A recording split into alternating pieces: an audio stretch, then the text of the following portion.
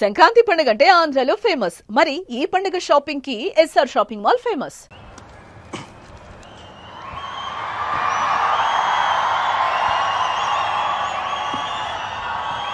ఒక సదుద్దేశం, ఒక సదాశయం లేకుండా ఒకరు కన్యాకుమారి నుంచి కశ్మీర్ వరకు నడిచిన అది ఒక నిరర్ధకమైన నడకగా చరిత్రలో మిగిలిపోతుంది.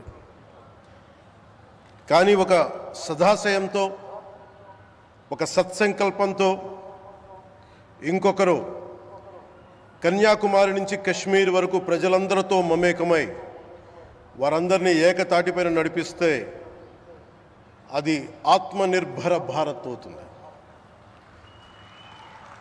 అదే కన్యాకుమారి నుంచి కశ్మీర్ వరకు ప్రజలకి వారి పరిసరాల శుభ్రత యొక్క బాధ్యతను తెలియజేస్తే అది స్వచ్ఛ భారత్ అవుతుంది. అదే కన్యాకుమారి నుంచి కశ్మీర్ వరకు ప్రజల గుండెల్లో దేశభక్తి, ధైర్య సాహసాలతో నింపితే అది పటిష్టమైన, బలిష్టమైన భారతం అవుతుంది. అది ఒక రోజున అఖండ భారతం అయి తీరుతుంది.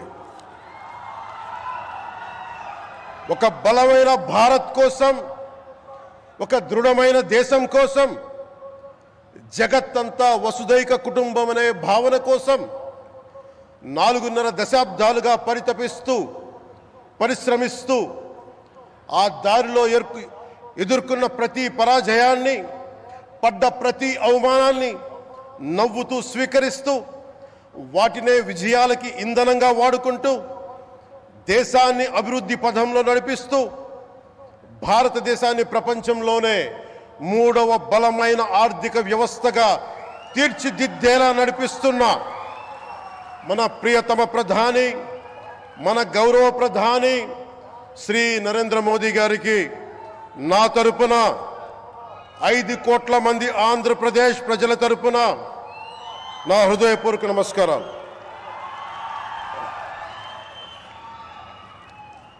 విద్యార్థి నాయకుడిగా రాజకీయాల్లో ప్రవేశించి రెవెన్యూ మంత్రిగా, ఆర్థిక మంత్రిగా మొదలై తెలుగుదేశంకి రథసారథి అయి 4వసారి ముఖ్యమంత్రి అయి తెలుగు ప్రజల్ని అభివృద్ధి పదంలో నడిపిస్తున్న దార్శనికులు, రాజకీయ ఉద్దండులు గౌరవ ముఖ్యమంత్రి శ్రీ నారా చంద్రబాబు నాయుడు గారికి నా హృదయపూర్వక నమస్కారాలు.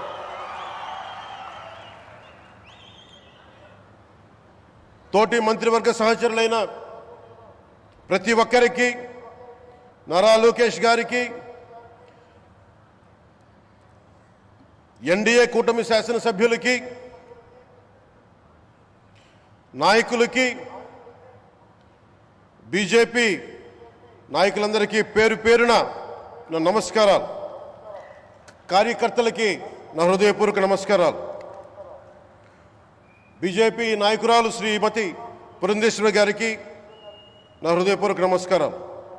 మా ఎన్డీఏ కూటమికి 164 అసెంబ్లీ స్థానాలు, 21 మంది పార్లమెంట్ సభ్యులనిచ్చి మమ్మల్ని వారి విలువైన ఓటుతో వేసి గెలిచిన ప్రతి ఒక్కరికి ఆడపడుచులకి, అక్క చెల్లెలకి, పెద్దలకి, పిన్నలకి, యువతులకి, యువకులకి పేరు పేరున నా హృదయపూర్వక నమస్కారాలు.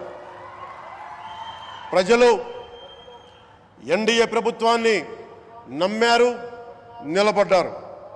అలా నిలబడినందుకే ఈ రోజున మన గౌరవ ప్రధానమంత్రి గారి సారథ్యంలో ఈ ప్రారంభోత్సవాలు కానీ, శంకుస్థాపనలు కానీ, అది దక్షిణ కోస్తా రైల్వే జోన్ కావచ్చు, కృష్ణపట్నం ఇండస్ట్రియల్ పార్క్ కానీ, గ్రీన్ హైడ్రోజన్ హబ్ కానీ, అనకాపల్లి బల్క్ డ్రగ్ పార్క్ కావచ్చు, 6 కొత్త రైల్వే ప్రాజెక్టులు కావచ్చు, వీటన్నిటిని వచ్చే పెట్టుబడి దాదాపు 2,10,000 కోట్ల రూపాయల పెట్టుబడులు, 7.5 లక్షల మందికి ఉపాధి అవకాశాలు.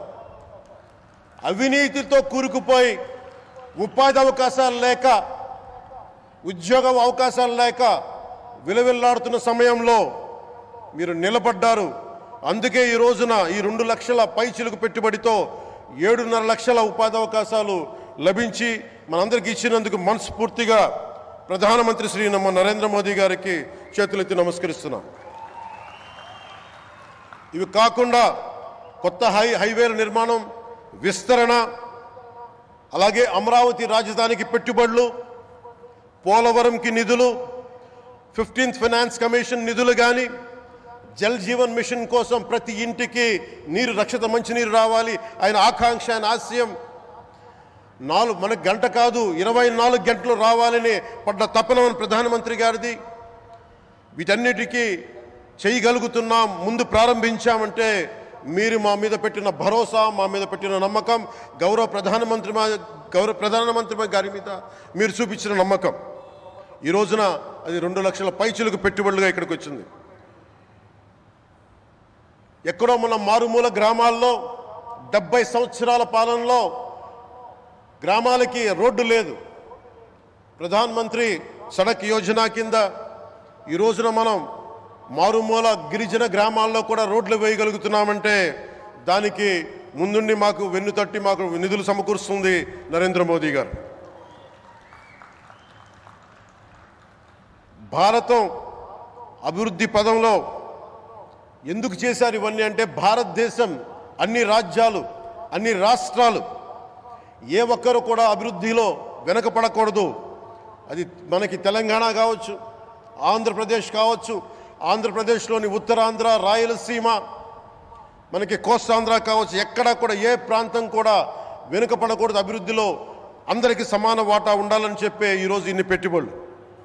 ఈ మోదీ గారి సంకల్పానికి, సహకారానికి, ఆయన గైడెన్స్కి మనస్ఫూర్తిగా నా కృతజ్ఞతలు. 5 ఏళ్ల అవినీతి, అరాచక పాలనలో ఆంధ్రప్రదేశ్ అంధకారంలో కూరుకుపోయినప్పుడు ఆ రోజున మన ముందుకొచ్చి మేము ఎన్డీఏ కూటమితో మనం నిలబెడదాం, ఆంధ్రప్రదేశ్ ప్రజల ఆకాంక్షలు నిలబెడదాం, అభివృద్ధి పదంలో నడిపిద్దామని చెప్పి ఆ రోజు ఆశాజ్యోతిలో నిలబడ్డారు.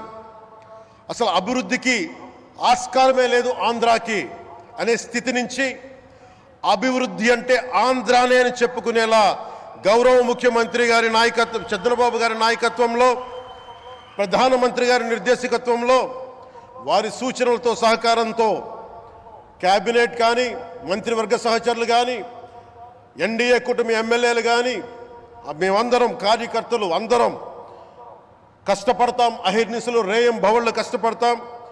దేశ ప్రగతిలో భాగస్వామ్యులు అవుతాం. మేము ప్రధానమంత్రి గారికి అండగా ఉంటామని తెలియజేసుకుంటూ, ఆంధ్రప్రదేశ్లో ఉన్న ఆంధ్రాకి వెలుగుతో నింపుతున్న మీ నిండు హృదయానికి నా హృదయపూర్వక కృతజ్ఞతలు తెలియజేసుకుంటున్నాను. మరోమారు మీ అందరికీ ధన్యవాదాలు తెలుపుకుంటూ, నమ్మకం పెట్టారు. మీరు పెట్టిన నమ్మకానికి ఈ రోజున 2 లక్షల పైచిలకు పెట్టుబడులు తీసుకొచ్చాం.